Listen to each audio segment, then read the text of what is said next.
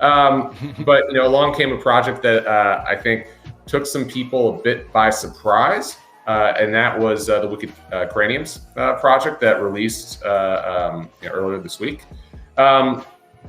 Craniums is a little bit different for those that aren't familiar. I'm not sure how you haven't seen it yet. If you're watching this stream, you probably know Cranium.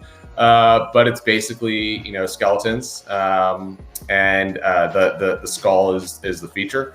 But it's a more edgy, I'd say a little bit less cartoon-like version of apes, and it didn't replicate with an animal. It did it in a different way. I'm sure by the time Halloween rolls around, if Craniums are still firing, they will be we'll be having a lot of fun with them. A lot of people said I'm going to go as hot as my ape for Halloween. I think Craniums might give them a run for their money on that. But they cater to different audiences.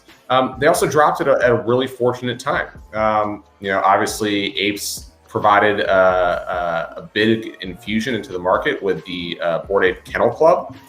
And that provided a huge influx of capital into a lot of collectors' hands. And they have been spending that capital on different projects, Cranium being one of the big recipients. I mean, it sold out in 30 minutes. To be honest, I wasn't as sure that people would embrace Craniums. I didn't know how many people really enjoyed the skeleton aesthetic. I liked it. I said the art is really impressive. I mean, if you pull up one of the psychedelic Craniums, I mean, the detail on that is awesome. And here you had people who I regretted not getting a trippy ape. I mean, I thought about it for a long time, and then they quickly became unobtainable for me. But I said, I can get it. I can get a psych. And so in the secondary, I saw one, and I pretty quickly bought it. Something kind of cool happened that I realized that it was a 3-trait cranium. I got to talk about that for a second, because I definitely talked a lot about it on Twitter this week. But a lot of projects, if they are lacking an attribute, they will just leave it blank. What the Craniums did was they actually filled it in. So if you didn't have eyes, it wouldn't just not show an eye attribute. It said no eyes. If you didn't have clothes, it would say naked. Bald for no head attribute, and for your mouth, it would be plain or no mouth accessory, because they also had 2 different body types, open or closed. And early on, people didn't know what that was, and then they realized, the O is not a typo. It's really rare. So it gave some time for people to actually figure out attributes in the secondary, and that's what I did. I scooped up pretty early on. I scooped up 6 of what turned out to be, I didn't even know, only 15 3-trait Craniums. And so I built a good collection. Rarity tools came out overnight, and 2 of my 6 got bought. I said, that's not cool. So I bought 2 more.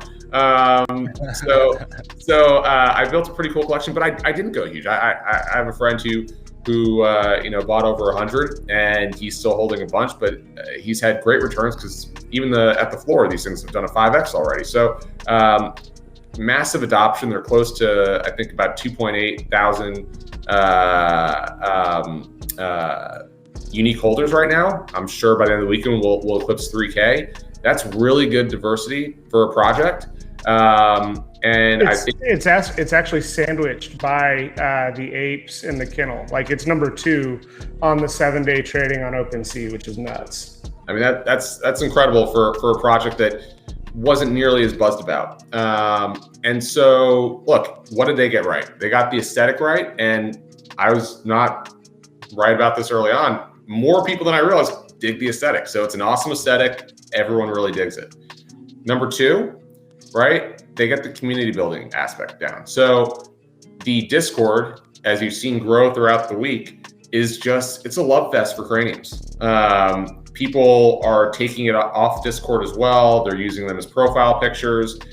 Some people actually point out to the devs that the profile picture, it's a little bit smaller. They sit kind of high in the screen, and this is something projects to learn from. You want to make sure that it's not just great art, it sits really well as your avatar. And so the devs got some feedback, and they're awesome guys. I went and talked to them a little bit, and they're putting out downloadable files for people that they can tweak it a little bit if they want, or change the background. It's really, they've been really helpful, and the community is embracing that. Same thing like with that Ted did with my ape. People are putting them in new backgrounds. I made a little banner. I mean, if I can do it, anyone can do it. So people are having a lot of fun. I spent a fair bit of time in that Discord this morning just talking to folks and letting them know I was going to be chatting about this, and everyone's just excited, which is something really, really nice to see. I mean, Nate Rusk, if you know him, he's forming the Cranium Fire Club.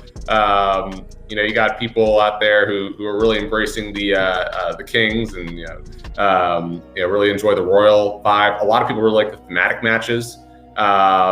With whether it's doctors, you got the firemen again, pilots, sailors. I mean, there's some really cool thematic matches in there. So they just check a lot of boxes. And now I think you're going to see people start to do the derivatives that apes were doing. And so I am certain that there'll be a Cranium comic as well, and so forth. So I'm excited to see what they build. I'm enjoying it so far. And if the community keeps growing like this, there's no reason they can't follow the ape trajectory. Last point on this that's really key. It wasn't just that apes got an infusion capital and that helped them from a timing perspective. It's that apes really got to be unobtainable, just like punks were for a lot of people. And so Craniums were now the new project, and people said, oh, I missed apes. Now they don't want to miss Craniums. And so let's hope they continue that path, but it's been really fun.